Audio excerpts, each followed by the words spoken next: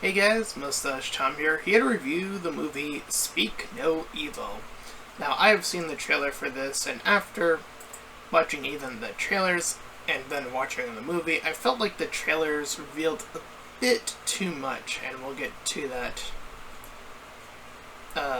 Referring to an individual scene where the young boy in the family dynamic gestures, since he is the one who cannot speak, does a tongue-cutting motion to indicate that that is the fate that had befelled him, which does happen pretty late in the movie. However,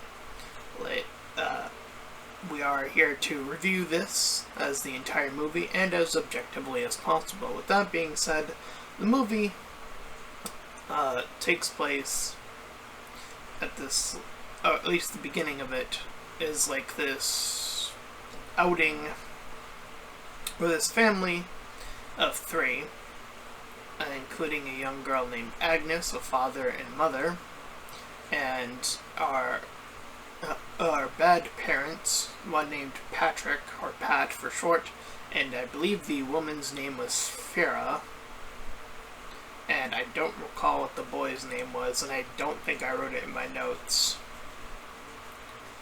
So they're sort of like in this commune party, as I mentioned. And the two families interact, in which the evil family offers a little bit of a dinner out. So this is where they talk about their jobs. Patrick mentions how he's a doctor, and that's in the trailer as well when he doubles on or undoes his saying of him being a doctor, which again revealing a lot of information about what type of character this is. They cut off this other couple from joining them so that it could just be these two isolated families. We learn that the good father didn't get his job, and that they were traveling here to, just stick it out, I guess. So we see that the wife, she's a vegetarian. She's offered to eat turkey, I believe, and then she eats it and then spits it out later as a sort of like, whatever.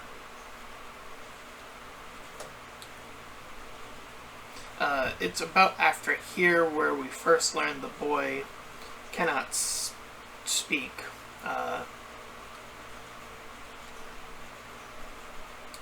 And that's sort of alluded to relatively early on. So Patrick, begins to talk about when the two families are together, how technology has allotted us the opportunity to commune with each other and lie more easily with the power of, hiding behind the screen, as it were.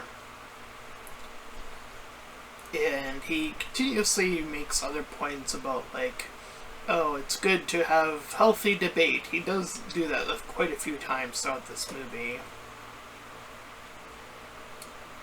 I think 3 in total. So, we do get a little montage after the fact, where the two families are again together.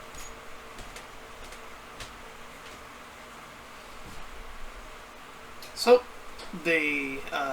we see that they go to this pool area where the son struggles to swim, which is going to come into play later on, so they set this up now.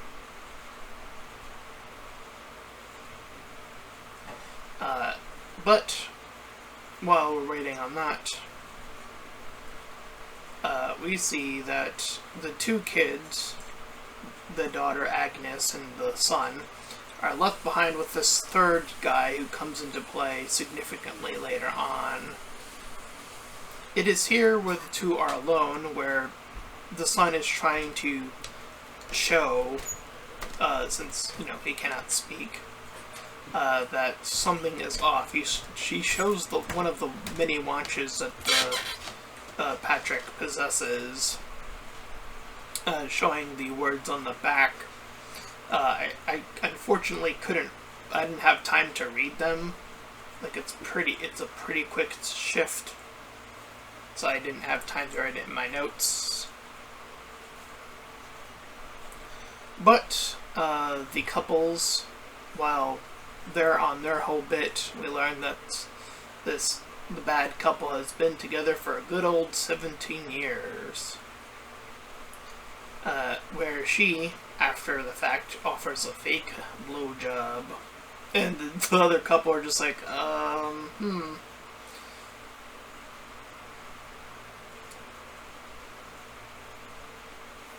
So, the boy shows Agnes his scars to show that he's been through something.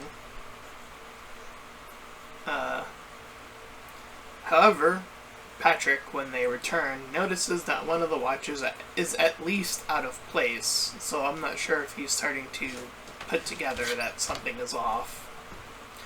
We also learn that the main couple is struggling with their sex life. She had cheated on him, as we learn, I think, around here.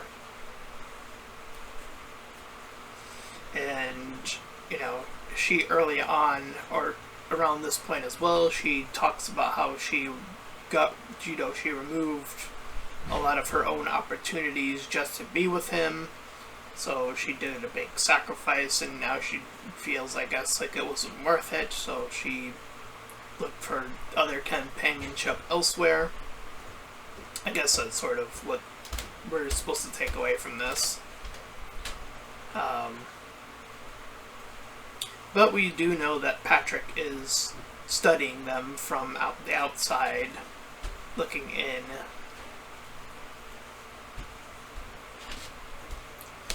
Later that night, we notice that the daughter is gone. The mother notices that her daughter Agnes is gone. To see that she's been moved into the other bedroom with the other couple, the bad couple. So the mother wants out. She wants them to leave, so they pack up and they get ready. However, once driving away, the daughter is so upset that she has lost her doll and does not have possession of it.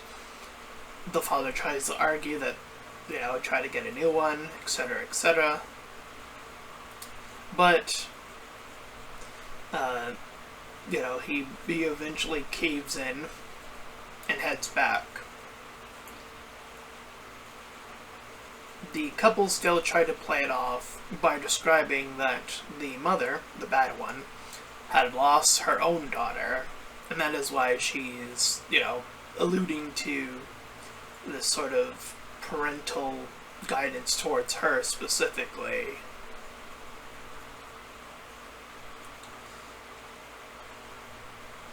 So, they decide after this little ordeal that they'll stick around.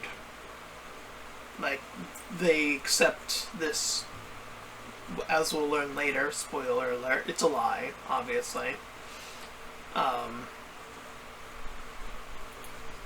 We do see that later on that the son tries to write a note, again, trying to show that something is off, but his writing is also illegible, or unillegible, rather. So the daughter is unable to discern what he was trying to write.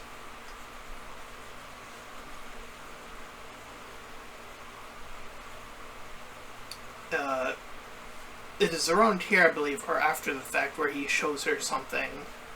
And then next is the daughter trying to warn the mother about the son having issues and whatnot.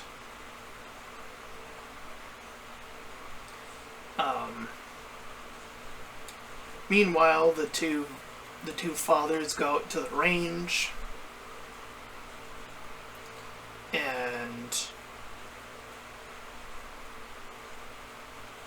we see that there is, again, this sort of disarming of any potential remaining suspicions trying to occur here. So, he's trying to allow the father to let out his frustrations in his own way. And this is around the moment where he says he's not a doctor. But there's a pause, then says, I'm just kidding, I am a doctor. I do have all this stuff. So, that is an interesting, I guess, twist, despite the trailer, of whether or not he was or is a doctor. I mean, we know that he's willing to do some nefarious things later on, so probably the answer is no. So, this part's in the trailer where we see the two kids that were practicing this little dance number, and we see Pat getting pretty upset at the son in particular for not doing it to satisfaction, I guess. After a few attempts of that, the scene does last a little bit on the long side, and then they separate. The son then, when he's alone with the girl, Agnes, he shows her the secret bunker and begins to show her these other photos of these other families, and shows, finally, that he was taken from another parent, so not his true parents. So now the daughter knows what to do. And they had their picture already taken too, and he shows them that they're the newest victims, essentially. So he had to get the key to get access to that. So he manages to get the keys back on his father's person without alluring too much suspicion currently. Though I think he's starting to already catch on that something's off with that. So the daughter tries to injure herself to separate herself with the mom to show her the pictures. So now she knows. And then the two of them show the father, and now the family knows, the good family. So now they're trying to play it off to try and leave.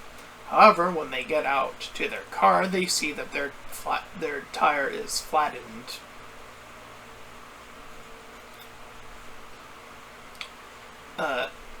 Pat shows, or the daughter shows rather, when they're getting ready to leave after they get a replacement tire, that the doll has once again been moved, shunted onto the roof. I don't know how she doesn't. I don't know how she lost it again, but here we are. You would think after the first time she would be holding on to it a lot more carefully, but whatever. So the good dad heads up.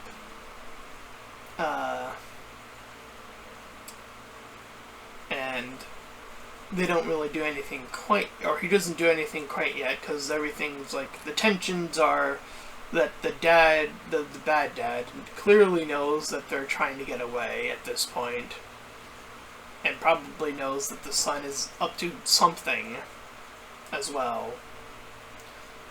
And when they're about to leave, once more, having the doll in hand, he says, you're holding something back from us, and the mother tries to use the whole divorce little subplot to assure that nothing, or that this is the reason why they'll never see each other again.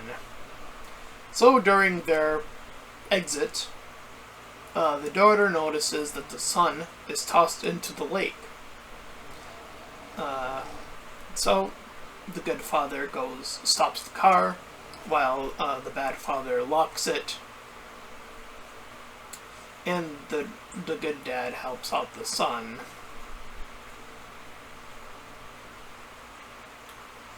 Um,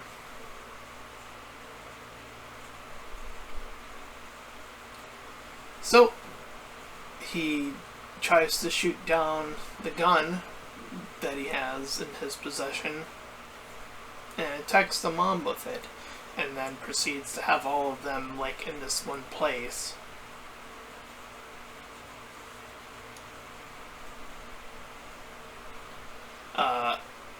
They manage to finagle their way out of a desperate comeback or a desperate way to get out. And that third guy from earlier is like their accomplice, I guess. He comes back with his own gun to try and help them kill this family. They see that the phone line is cut during their call.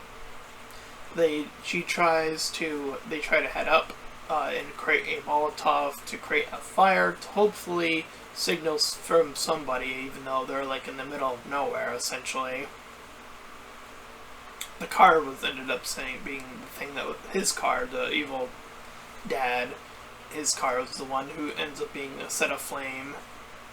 So the wife finds some acid. The good dad gets a hammer, and he's like, Patrick is heading up to the roof, and the bad wife is heading under, and the third guy, the bad third guy, I don't know his name at all, he enters up from elsewhere, I guess. So everyone's in the house at this point, I believe. So they're trying to blockade, and they're getting closer and closer, and the bad family to the good family. She uses the acid at a point on the father, the bad one, obviously. And the good father tries to take down the other guy, and the mother comes in with the assist in taking him out for good. They take out the wife by ending up on the roof again, and she ends up there with them, trying to like hold them off or shoot them or whatever. And they end up knocking her off the roof entirely, so she falls off. While after the fact, the father jumps off, but it's still a pretty bad landing. He like injures his knee or something. So he preps the ladder back up so that the rest can climb down. But the bad father had made his way down already. Holding the gun to the daughter eventually jabs him with something. I don't remember what it was, but it's enough to... It was like something that would make him unconscious, I guess. So they grab the son, the good family, and they're getting ready to leave. He, before leaving, he like grabs a cinder block or whatever, and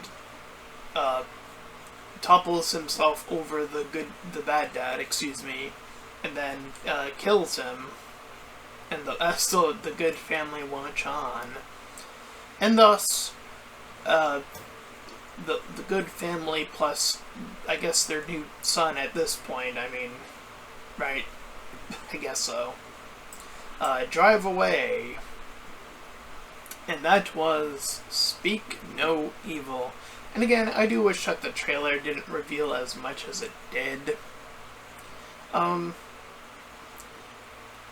I do like this. There is a decent pacing to it. About, like, how much suspicion is on the bad family versus, you know, time spent And I guess we learned some stuff about the good family, like about their situation. So it's like, it's okay, I think. I probably would offer a 6 out of 10. I think with a little bit more building, I do feel like some of the tension could have been more portrayed a little bit more sinister. Like, I do feel like uh, the dance one was a little bit. I think that could have actually happened a little bit earlier, if anything, because I know what they were trying to do. Right, is that at least during that sequence is beforehand. It was that, oh, you can't, tell other parents how to treat their kids, because the bad mother was trying to say something to Agnes about like how to behave or something. I forget what it was exactly, but now it's flipped. Now we see that the father is yelling at the son, and now the parents, the good ones, are trying to say, hey, don't do that, essentially. Don't show us how to raise our kid in quotes, obviously, not their real kid.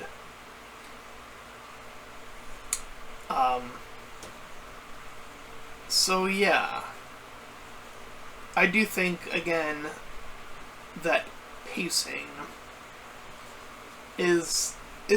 it's decent, I would say. Again, we do have the son, sort of allotting us back into these opportunities where he's trying to expose what's going on, and he's trying desperately through various means, whether that be showing him his own body and showing the watch, which again, I know now that was somebody else's watch, clearly, but I wish I could have read with it anyway. So I do think that there are, clear indications that that's the situation. All right.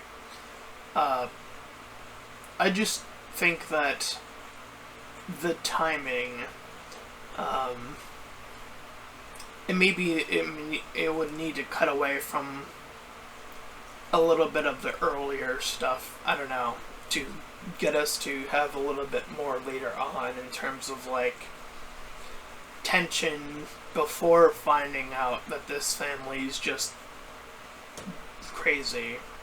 I don't know. It just feels like the pacing versus how much of the time is spent of them actually being crazy. I just feel like that combination is very minimal toward the end there. And I feel like you could have expanded between the 2 points a little bit more. Anyway, that's my review of Speak No Evil.